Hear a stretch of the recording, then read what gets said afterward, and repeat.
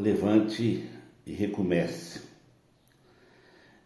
Em João 3,3 diz, né? Jesus respondeu-lhe, declarando, em verdade, te asseguro que se alguém não nascer de novo, não pode ver o reino de Deus. Então, a vida com Deus, quando nós nos tornamos filhos de Deus, ela começa por um recomeço. E é um recomeço até radical.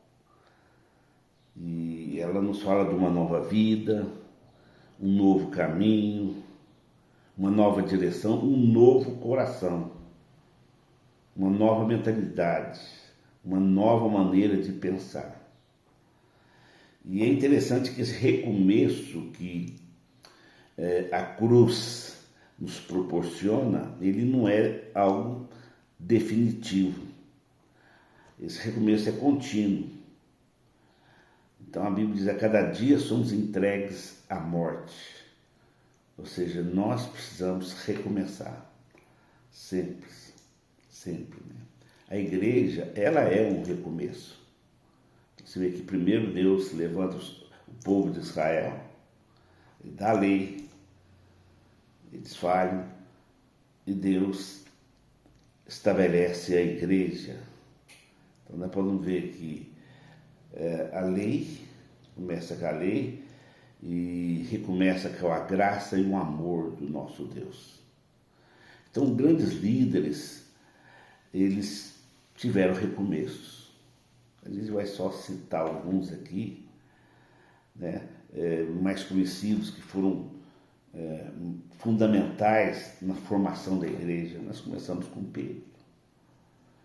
Então você pode ver que ele, de um pescador, ele recomeçou como um pescador de homens. Ele era um pescador experiente, né? E agora ele vai ser um ganhador de almas. Você vê que Pedro, no auge da sua fé, da sua ousadia, né? Quando Jesus o convida a andar por cima das águas, ele anda, mas ele afunda. Então ele também teve que recomeçar. Seria uma vida de muita fé, de muitos milagres. Ele teve que recomeçar.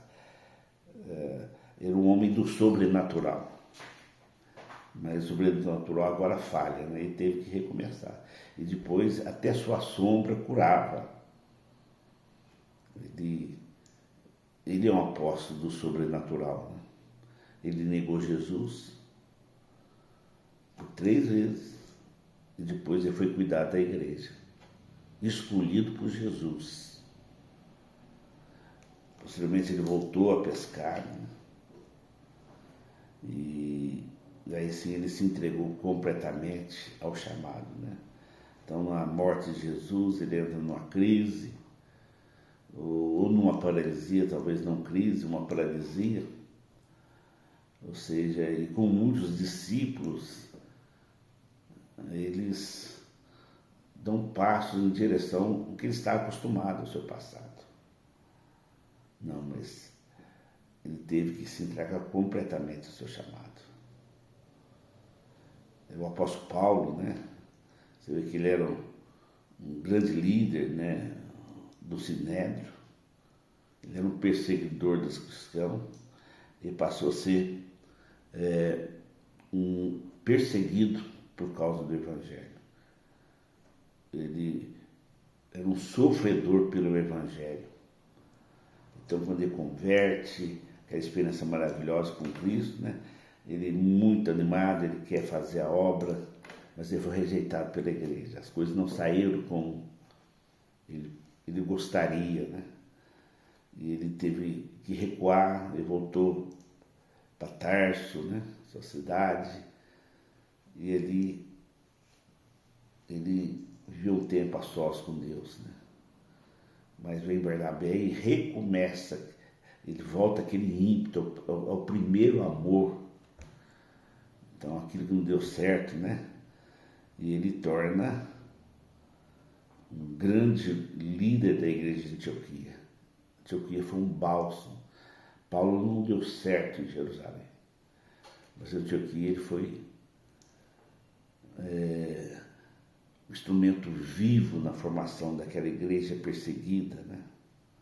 Paulo antes ele ministrava aos judeus sobre a lei, discursava sobre a lei, muito conhecedor, mas depois ele passa a ser pregador para os gentios, de judeu para os gentios. Que transformação, que recomeço.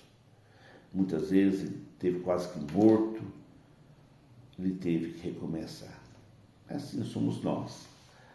O Evangelho de João, capítulo 14, diz assim: contudo, assim procedo para que o mundo saiba que eu amo o Pai e que faço como o Pai me ordenou. Levantai-nos, vamos daqui. O capítulo 14 do Evangelho de João, ele é muito precioso, né? Ele fala de coisas importantes. Ele fala que do consolo. Então Jesus consolou os seus discípulos que estavam entristecidos, consolou com a sua ressurreição, né?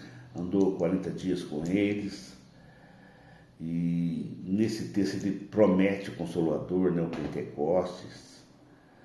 Ele fala da grandeza do Pai, fala também das lutas, da batalha do príncipe desse mundo, da resistência, né? E agora ele fala, né, a respeito do Pai, né? E se você ver um pouquinho, fala que o Pai é maior do que ele.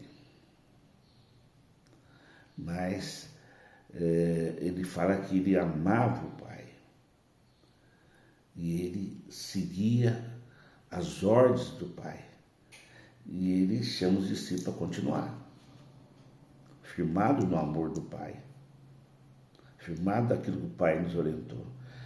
Então que nós possamos, não importa a situação, que possamos recomeçar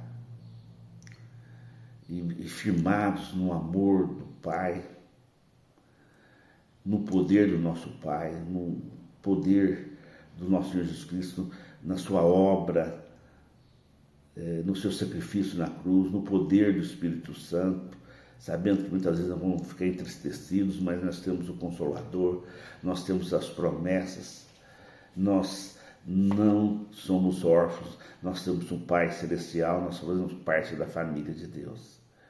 E vamos repensar. Então levanta-te e vai fazer aquilo que Deus te chamou para fazer. Levanta-te e vai se tornar um grande vencedor. Levanta-te e vive esse evangelho poderoso do nosso Senhor Jesus Cristo.